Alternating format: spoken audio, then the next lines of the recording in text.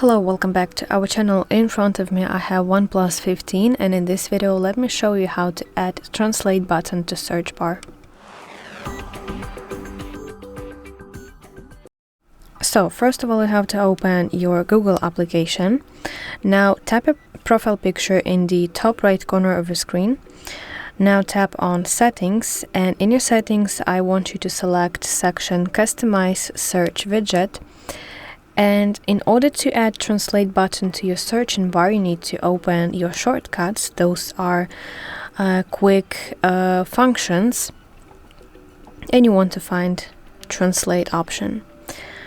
So if you go back, you can see that here I have my translate button in my searching bar. So that's how it works. I really hope that you find this video helpful, and if so, please like this video and subscribe to our channel to see more content like this.